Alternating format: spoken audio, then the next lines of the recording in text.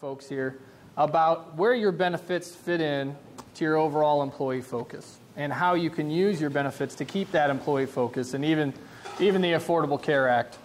So what do we mean by employee focus? Well, you guys are going to have a handout in your packet that actually defines these things for you. And I wanted to make sure that you had something that you could take home and refer to and have some detail, some reference that you can use later.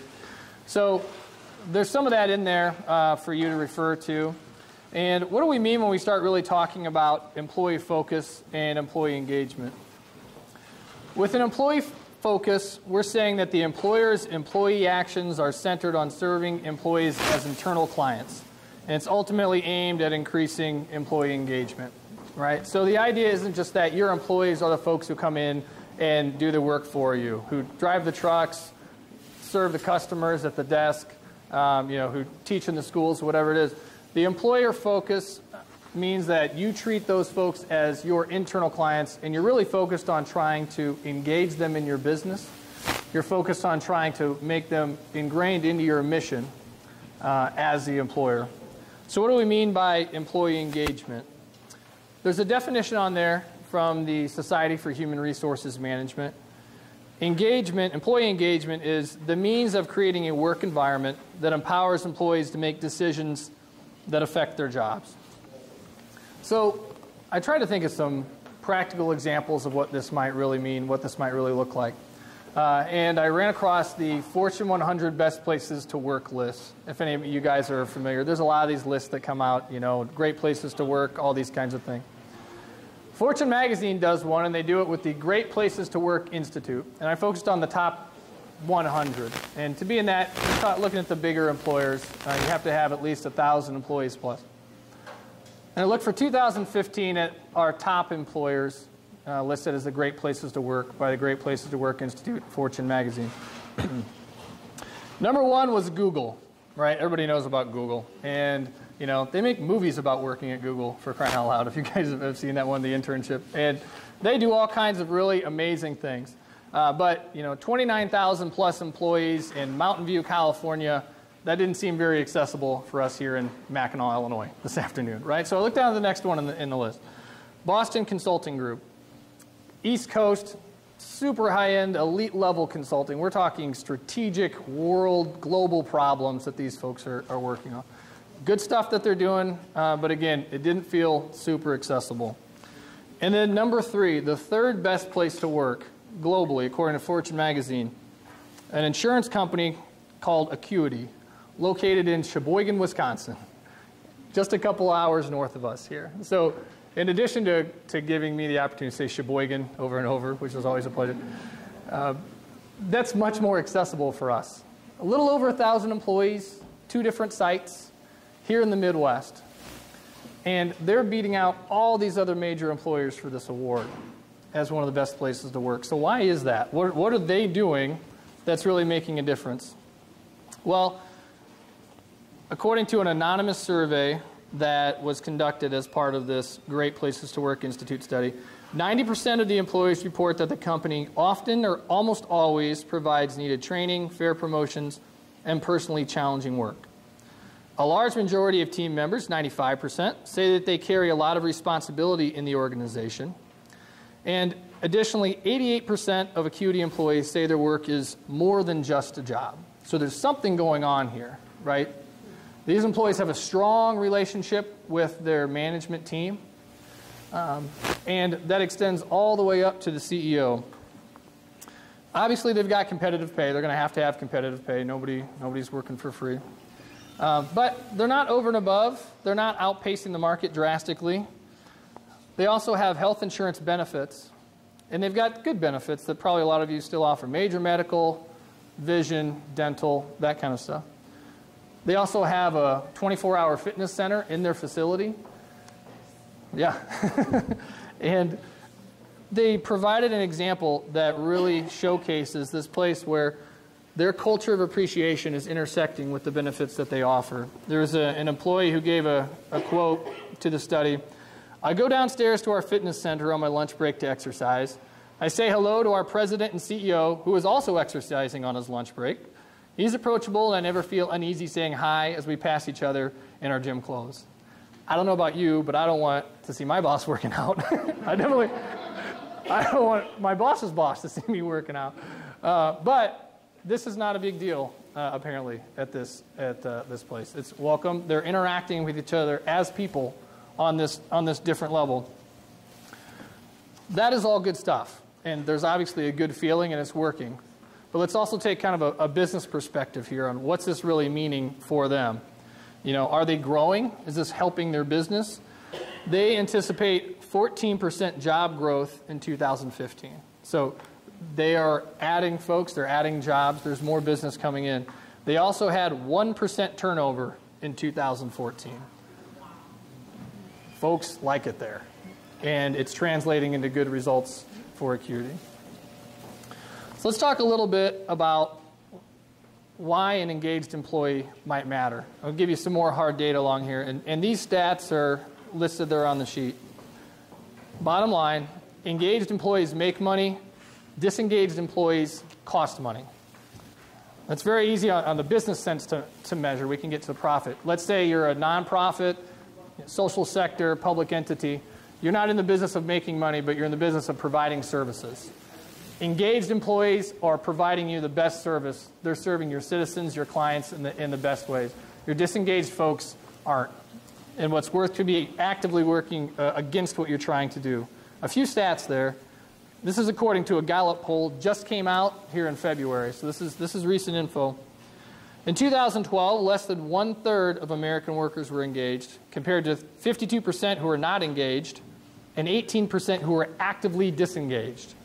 So those aren't just folks who, kind of come and go. You don't even notice if they're there or not. These are folks who are actively disengaged from your mission. They are working against you in some way. And maybe it's not actively, saying this is an awful employer. Maybe it is.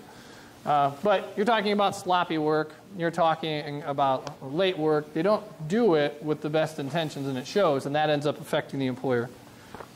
Gallup estimates that actively disengaged workers alone cost the U.S. between $450 billion and $550 billion per year. Those are just the folks who are at work, who are disengaged from their work. On the flip side, those companies that have engaged their workforces see up to 140% higher earnings per share compared with their competitors. So, disengaged folks are working against you, but engaged folks, your engaged employees, if you can figure out a way to harness that and really make it a great place to work, they actually end up making more money for those employers who have found a way to harness that. So, back to the big question of why does this matter? Well, on the one hand, we've just seen engaged employees make money, disengaged employees cost you money.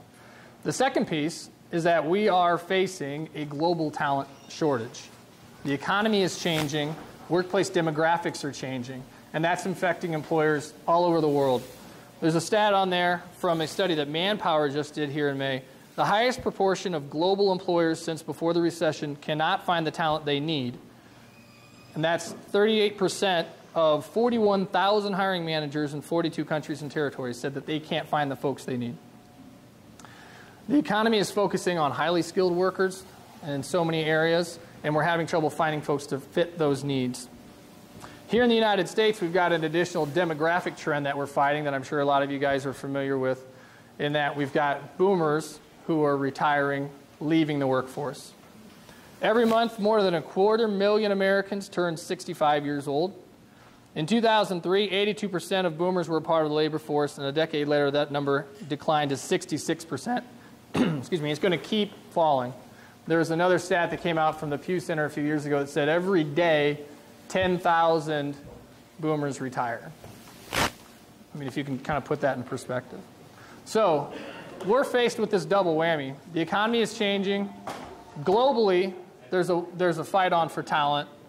And then here in the United States, we are seeing a real vacuum being left behind by retiring boomers. We have positions that are going to be open, and we don't have enough people to fill those, just in raw numbers. But on top of that, we don't have enough skilled people to fill those. So you may hear people, HR folks especially, you hear the war on talent. How are you going to win the war on talent? And That's hyperbole in some senses, but it's not terribly far off. It's getting incredibly competitive to keep the best folks.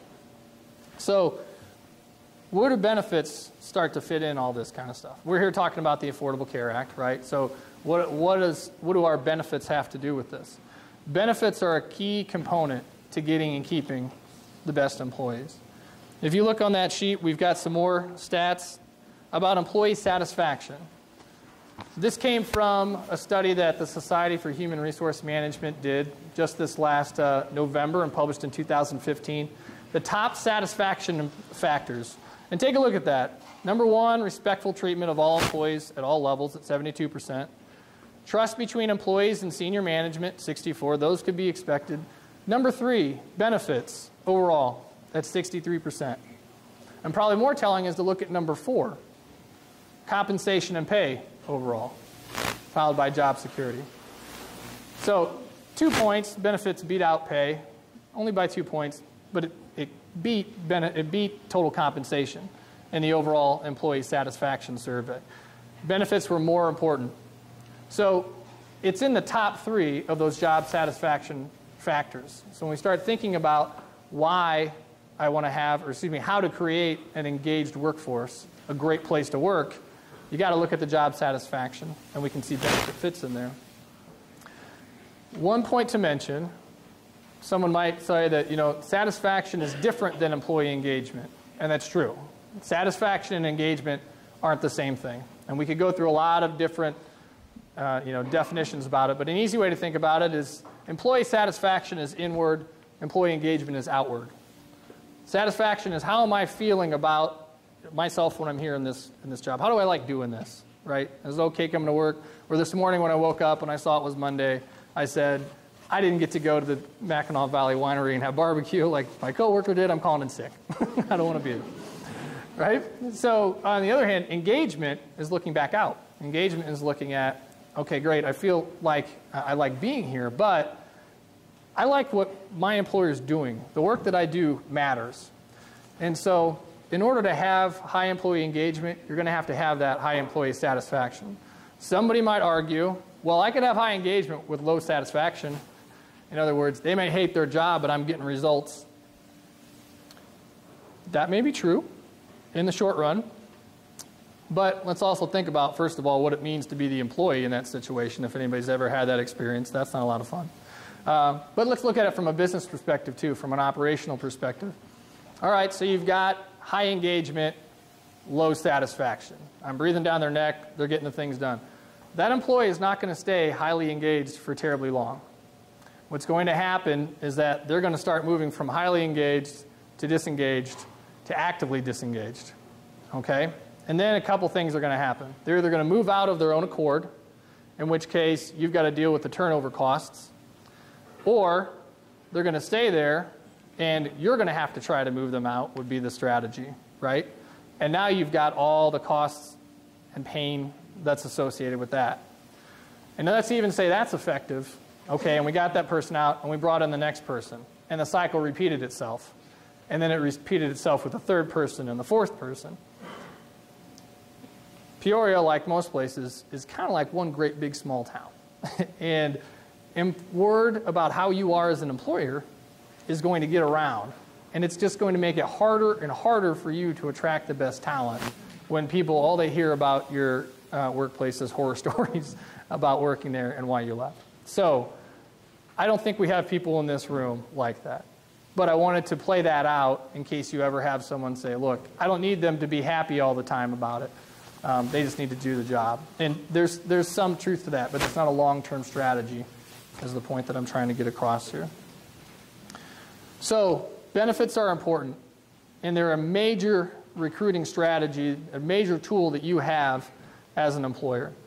I think before we get too much further, it might be beneficial for us to stop and pause and reflect upon how we got here.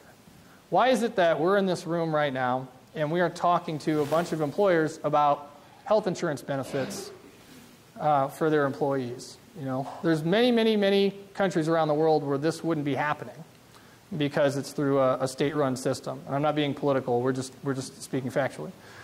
So how did it get to be that benefits are this major component of what employers can use, a major tool that they have in their recruiting? So let's think back in our minds. Let's think back, go back about 150 years ago. And the Civil War has just ended. There's no electricity. On a day like today, it's hot. And most places around here, it's agrarian, hard work, agricultural economy, right? In the cities, where we're starting to become more industrialized, the work is incredibly hard and incredibly dangerous. It is not uncommon for people to be hurt at work, killed at work. We're a few years away from some major labor laws that are going to make sure that people are safe, that children are safe. We are years and years away from electricity being throughout the nation. We're also very far away, I shouldn't say very, but it'll be years before major infrastructure will come through that will provide a lot of these basic services that keep us healthy. Sanitation, running water, these kinds of things. So the world is a dangerous place to live, 150 some years ago. Not long after that time, you start to see the first accident policies show up. Different ways for people to be protected should they be hurt on the job, kicked by a mule, whatever, okay? So that they've got a way to provide for their family, and so it's not catastrophic. Not long after that, we'll fast forward a few more years, and in 1929, the first real health insurance plan, what's termed the first health insurance plan, shows up in Dallas, Texas with a group of teachers. They team up with the local hospital to provide a way to pay for services. And in some ways, it's also been billed as the first HMO because they had it just with one provider. So from there, you start seeing these health insurance benefits start working through the employer. There's more initiatives along the way, nationalized, not nationalized. We'll avoid all the political history. But there's a watershed moment that happens right at the end of World War II. There have been wage controls in place by the War Labor Board saying that employers can only pay so much. This is how much you can offer somebody. But that board rules then that fringe benefits like health insurance are not subject to those controls. So employers say, now I've got a great bargaining chip in place. And they start offering these great benefits, great health insurance benefits to employees. And that's a major way that they recruit and attract talent to their organizations. That becomes the norm. That becomes a way that employers operate. It becomes something that employees look for, start to expect. It starts to get more and more ingrained in our system. Fast forward a few more years, there's more initiatives aimed at nationalized health care. And again, for whatever reason, fits and starts, they don't happen. But the end result is that it gets further driven into the employer-driven healthcare system to the point where now we have our Affordable Care Act that comes along, and we're all familiar with what's gone on in the last 5 years. And now we are as a room full of employers talking about how we're offering health insurance benefits to our employees. The point I'm trying to make here is that employer-sponsored health care has become really ingrained in our system. And it's still a major thing that employees look for and that employers are able to provide towards their employees, all right, as a recruiting tool. What we also know is that the economy has changed substantially, that a lot of those jobs that maybe our parents had or grandparents had where they were able to stick with one company for years and years and years, and that company took care of them and their family for years and years and years, the economy just doesn't work that way anymore for a number of reasons, but those are fewer and farther between. I had an experience a few years ago with a great uncle who had worked for years and years at Silco and retired from there. And I had just gotten a job as an assistant director of HR, pretty proud. And he congratulated me, and he said, you could retire from this place. And I wasn't 30. And that thought, not that it was a bad thought, had never crossed my mind. Had never crossed my mind that I would be in that job for the next 30 years, right? But where he was sitting, he's like, you got it, man. Hold it. You're there. But the workforce and the economy just isn't structured that way anymore. It doesn't work that way anymore. So it's something for us to keep in mind. It's good context for our discussion here. So what does this all mean? I guess to get back to the point, as we start talking about the Affordable Care Act, the benefits, and how we can engage our employees. An employee focus is crucial for recruiting, engaging, and retaining employees, because employee focus leads to employee engagement, and engagement leads to higher productivity, as we've seen, increased good retention, and decreased bad turnover, different sides of the same coin, right? And ultimately winning that war for talent that we're after. That competition is serious, and it's going to keep being that way. And those health insurance benefits are a key component of employee satisfaction and engagement. In other words, benefits matter. We're talking here about these forms and how this is all getting reported off to the IRS, and that's something that we have to do. But benefits are a crucial component. Let's not lose sight of that as we have to go through this minutia sometimes. That's important. Let's remember how important the benefits are to our folks. And let's also think about how painful as it might be, the Affordable Care Act can be an opportunity for us as employers.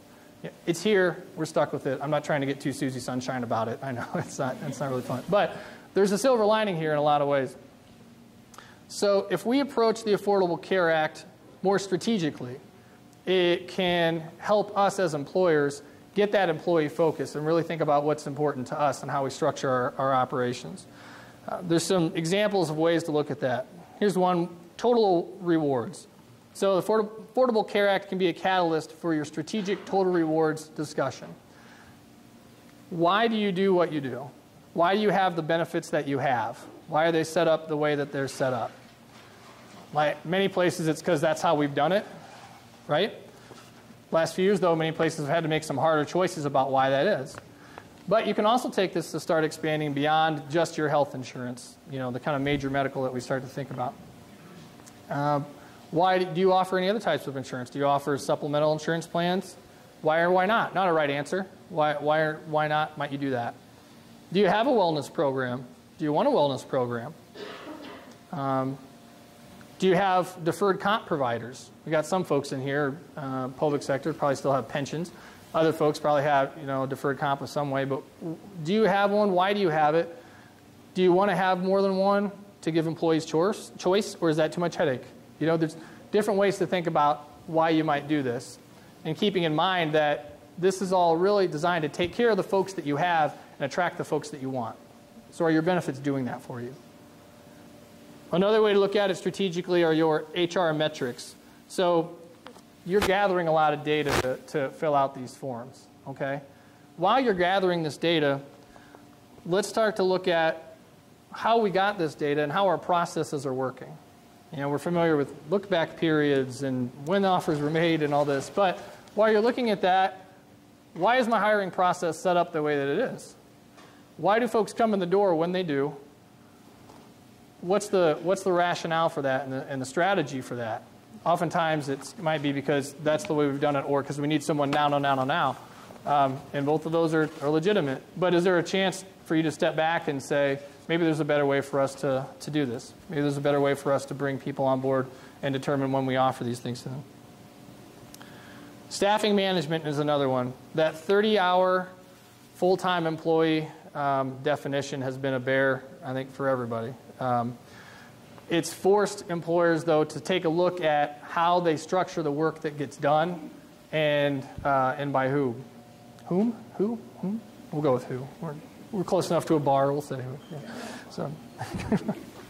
So are there efficiencies, though, that maybe we didn't realize before as we started to take a hard look at that?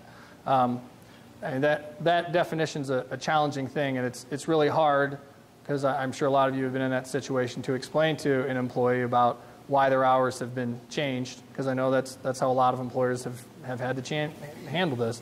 And that part-time employee who was making, you know, who was working 32 and a half hours a week, now is going to have to work, you know, 29 hours a week, and they still don't get benefits. But it does start to make us think about how we staff things. And a way that it's going to be helpful is that it started to kind of prime the pump, so to speak, for changes that are coming with the FLSA white-collar exemption. How many folks familiar about this? and that you should see their faces. But there have been major changes proposed to the salaried employee, white-collar employee exemption. You know, exempt employee, obviously we know, and salaried are two different things, but they correlate. This was introduced about 18 months ago or so from the Obama administration, and the time frame has been pushed off and pushed off. We were supposed to know what it was going to look like first quarter of this year, and then they got moved to second quarter of this year. And then in May, it was sent to the Office of Management and Budget. What we're talking about here is that they're proposing two major changes to how we define who is an exempt level employee, who we don't have to pay overtime to. Right now, we've got the salary threshold, 455 hours a week, 23,660, I think, a year it is. Somebody's got to hit that before you can even consider it. Well, what's widely believed is that that's going to at least double. Closer to $50,000 is the number that's being thrown around. So before we can even start trying to apply these other tests, those folks have to make $50,000 a year. And so if you've got some salaried people right now who are right around 40,000 or so, or below 50, I mean, this is a major thing. This is a big challenge. Because we all know it's not so easy to say, well, I got this employee who works 50 hours a week, and I'll just make it into two part-times at 25 hours a week, right? Jobs, not all jobs work that way. And never mind what just happened to these employees. So what the Affordable Care Act is going to do with that 30-hour FTE definition, you're already in that mindset about what this could mean. And so you're starting to get more prepared for those types of changes that are coming. And every indication is that there will be passed. There won't be a lot of roadblocks put up. I'm not a Washington insider, right? But everything that I've seen and read is that there's a lot of appetite for putting up a big roadblock in front of this thing. So we should know more from the Department of Labor, hopefully by the end of the summer, because the date that had been thrown out there was January 1, 2016. So back to the point at hand, a strategic focus is going to help you address all of these problems that you have. And this is one more way that you can incorporate that strategic focus into your operations. You know, towards the bottom of that sheet, there's a quote that I've dropped in there. And it's attributed to J.W. Marriott. And I've seen different versions, but I like this one best. So we'll say this is the one he said, right? If you take care of your people will take care of your customers, and your business will take care of itself. And I think that's helpful. It helps us keep the focus on this. You know, I can't be everywhere interacting with every single customer all the time. That's why I have employees. And so this is going to cut both ways. If I'm really engaged with my employees, I'm engaging them in my company and what we're doing. That's going to show when it goes out to the customers. And that's only going to help us out, right? So what can you do as the employer to really help the business? Keep that focus on the employees. And that's going to take care of you. Thank you, everybody. I appreciate the time.